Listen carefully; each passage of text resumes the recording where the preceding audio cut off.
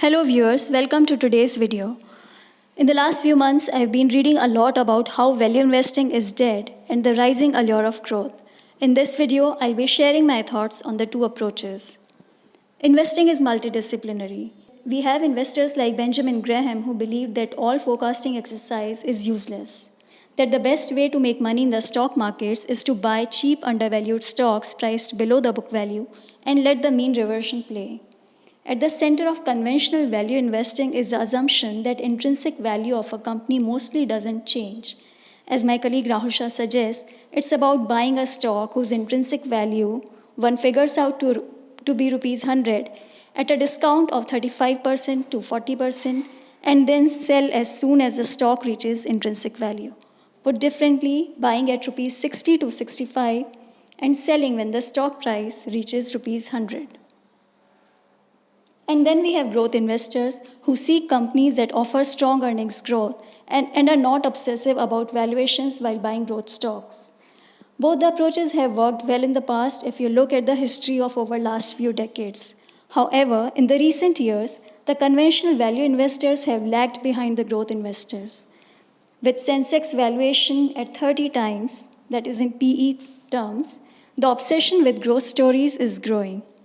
The FANG, that is Facebook, Apple, Amazon, Netflix, and Google stocks are in fashion, and investors seem to be willing to pay any price for them. This brings out an interesting debate: what works, value or growth, and which camp you should belong to in order to maximize your wealth.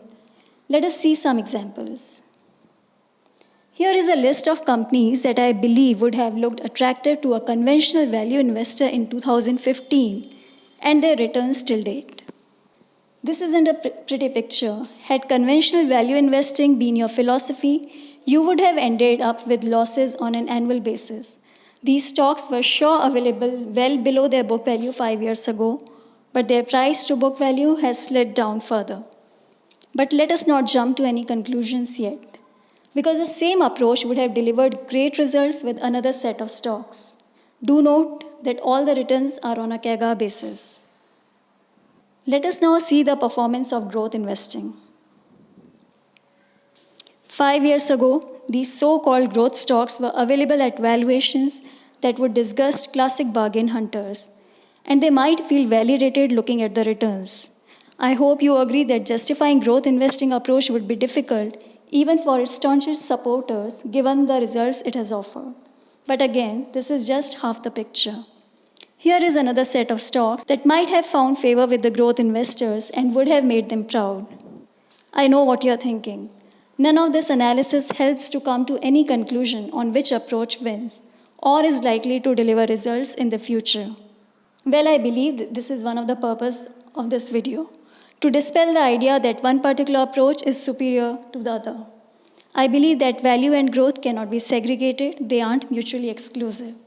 We have seen cases where the book values have eroded over time due to bad business models in the first place, and buying them would not have made any sense at any discount to book value, no matter how attractive. The classic case of value traps. You cannot just look at price to book value multiples or even past growth rates and make a smart selection of stocks that could guarantee you good results. It ultimately boils down to knowing the business you invest in. A stock that has delivered poor returns on capital across cycles and continues to be heavily in debt is unlikely to offer a good return no matter how attractive the valuations seem. Further, when you are picking growth stocks, relying on past growth numbers will not be enough. You have to be reasonably confident that the growth is sustainable and virtuous in nature. That is, the incremental growth comes with high returns on capital. In other words, every time one reinvests in the business, the return on incremental capital remains high. If you can find such businesses, it would not hurt to enter their stocks at seemingly high multiples that a typical value investor might not even consider. But then the next question is how much price you should be willing to pay for the growth. Let's say you have two businesses or stocks A and B. At the end of FY20, both have earnings at rupees 1000. The PE multiple for stock A is 20 times, while for stock B it is 10 times. Stock A pays no dividends and reinvests all the earning back in the business. Stock B, on the other hand, offers a dividend payout of 70%. That is, 70% of the earnings are paid out as dividends and 30% is reinvested back in the business. Stock A is able to offer a return of 25% on the earnings reinvested, while stock B manages a return of 10%. So, which stock would you consider buying from a 5-year perspective? Stock A with a PE multiple of 20 times or stock B with a PE of 10 times? A few years ago, I came across an illustration underlying how much one can afford to pay up for higher returns.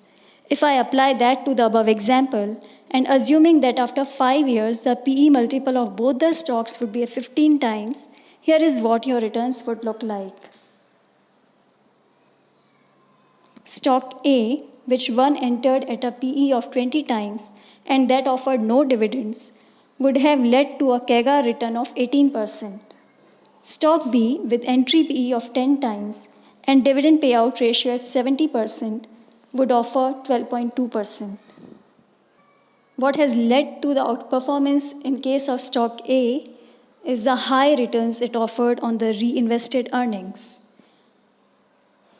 So, if you are reasonably confident of spotting companies that can grow and reinvest their incremental capital at high rates of return, be willing to pay up for the quality. With this, I have come to the end of this video.